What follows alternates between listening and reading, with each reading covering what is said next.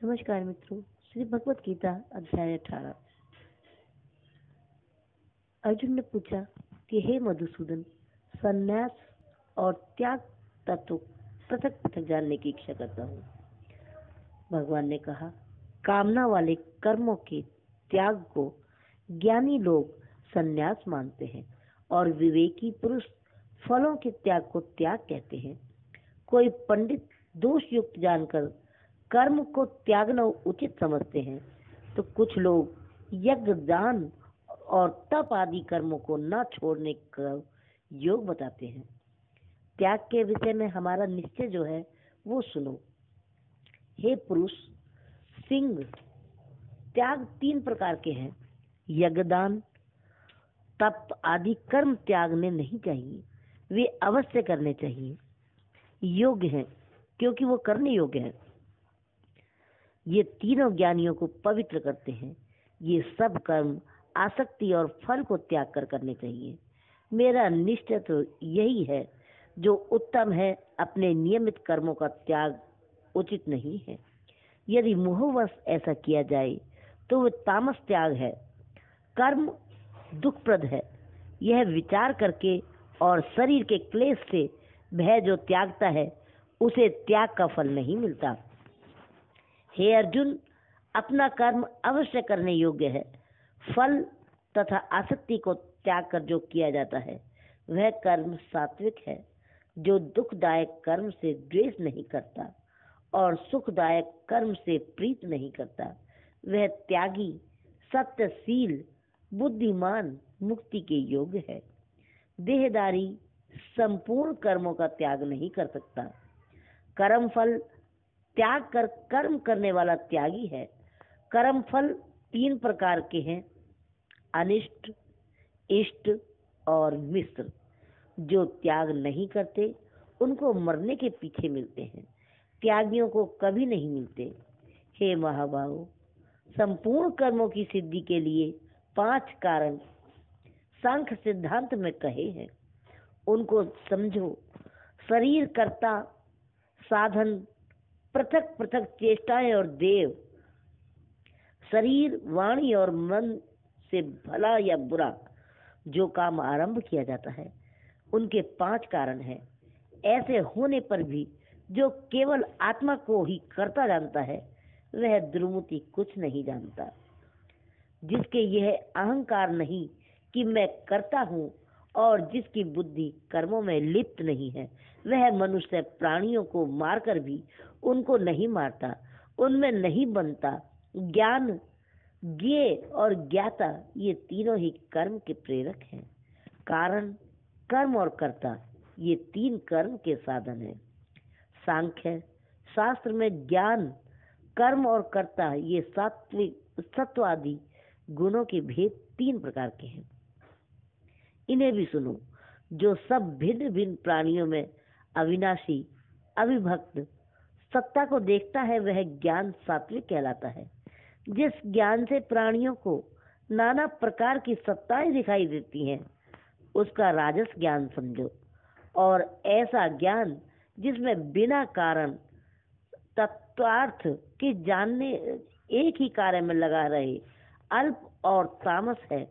फल की इच्छा न करके नियत कर्म का संग, राग द्वेष को त्याग कर किया जाता है, वह सात्विक है। जो फल की इच्छा से, अहंकार से और बड़े यत्नों के साथ किया जाता है, वह कर्म राजस है। जो कर्म परिणाम, धन का खर्च और दूसरे की पीड़ा या अपना पुरुषार्थ न जानकर मोहवश किया जाता है, वह तामस कर्म कहलाता है। संग से रहित अहंकार, धैर्य और उत्साह युक्त सिद्धि और असिद्धि में जो समान रहता है, वह सात्विक करता है। रोग युक्त कर्म फल, इच्छुक, लोभी, हिंसक, अपवित्र, हर्ष, शोक से युक्त राजस कर्ता कहलाता है। चंचल चित्त वाला, आलसी, विवादी, दीर्घ सूत्री राजस कर्ता कहलाता है। हे धनंजय, गुणों की तरह बुद्धि और धैर्य को भी 3 भेदों में बांटा गया है। उनको मैं विस्तार से कहता हूँ, ध्यान से सुनो। बुद्धि, प्रवृत्ति, कर्तव्य अकर्तव्य, भय और अभय, बंधन व मोक्ष को जो जानता है वह सात्विकी है। हे पार्थ, जिससे धर्म और अधर्म, कर्तव्य और अकर्तव्य ठीक निश्चय नहीं होता वह राजसी बुद्धि है। हे पार्थ, जिस अज्ञान से ढकी बुद्धि करके मनुष्य अधर्म को धर्म मानता है वह तामसी है। हे पार्थ, एकाग्रचित होने से इधर उधर न डिगने वाली जिस वृत्ति के द्वारा मन, प्राण और इंद्रियों की क्रिया ठीक चलती है वह सात्विकी है। हे पार्थ, जो प्रसंग से फल की इच्छा वाला है, जो धर्म को तथा अर्थ को धारण करता है, उसकी वृत्ति राजसी है। हे पार्थ, जिस वृत्ति से मूर्ख जन निद्रा, भय, शोक, विषाद और मद को नहीं त्यागते वह तामसी वृत्ति है। हे भारत, 3 प्रकार के सुखों को सुनो जिनके अभ्यास से चित्त रमता है और दुख का अंत हो जाता है। वही सुख सात्विकी है, जो आरंभ में विष के समान और अंत में अमृत के समान होता है। जो सुख आरंभ में अमृत तुल्य और अंत में विष के समान हो जाता है, विषयों और इंद्रियों के संयोग से होता है, उसे राजस कहते हैं। जो सुख आदि और अंत दोनों में मनुष्य को मुंह में फंसाता है और जो नींद, आलस और प्रमाद से उत्पन्न होता है वही तामसी है। प्रकृति के इन तीनों गुणों से अलग कोई वस्तु पृथ्वी, आकाश, पाताल, देवलोक में नहीं। हे परंतपे, ब्राह्मण, क्षत्रिय, वैश्य और शूद्रों के कर्म स्वाभाविक गुणों से बटे हुए हैं। सम, पवित्रता, क्षमा, नम्रता, ज्ञान, अनुभव और परलोक में श्रद्धा, ये ब्राह्मणों के स्वाभाविक सिद्ध कर्म है। बहादुरी, तेजस्वी, धैर्य, चतुराई, युद्ध में स्थिरता, उदारता और प्रभुता, ये क्षत्रियों के स्वाभाविक कर्म है। खेती, गौ रक्षा और व्यापार वैश्यों के स्वाभाविक कर्म होते हैं। तीनों वर्णों की सेवा शूद्रों के स्वाभाविक कर्म है। जो लोग अपने अपने गुणों और प्रवृत्तियों के अनुसार कर्म करते हैं उनको सिद्धि प्राप्ति होती है। वो सुनो जिससे सब प्राणियों की प्रवृत्ति हुई है और जिसने सब जगत का विस्तार किया है। उस ईश्वर को अपने कर्मों के द्वारा आराधना करके मनुष्य सिद्धि को पाता है। दूसरों के उत्तम धर्म से अपना धर्म ही श्रेष्ठ है। स्वाभाविक कर्म करने से पाप नहीं लगता। हे कौन्ते, दोष युक्त भी स्वाभाविक धर्म त्याग न करें।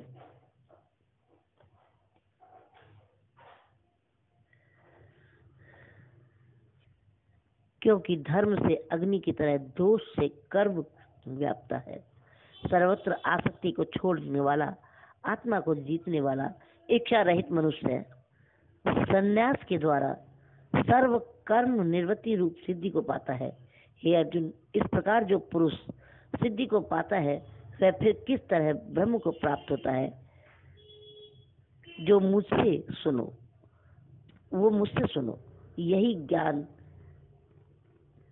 ज्ञान की परानिष्ठा है। शुद्ध बुद्धि से युक्त होकर धृति द्वारा मन को वश में लाकर शब्द आदि विषयों को छोड़कर राग द्वेष से रहित होकर एकांत में रहने वाला, मिथ्याहारी, वाणी और मन को जीतने वाला, नित्य ध्यान युक्त, वैराग्यवान, अहंकार, बल, घमंड, काम, क्रोध तथा परिग्रहण छोड़कर ममताहीन और शांत मनुष्य ब्रह्म भाव के योग्य होता है। ब्रह्म को प्राप्त हुआ पुरुष प्रसन्नचित्त होकर शोक या अभिलाषा को नहीं करता। जीव मात्र को समदर्शी होकर मुझ में परम भक्ति पाता है।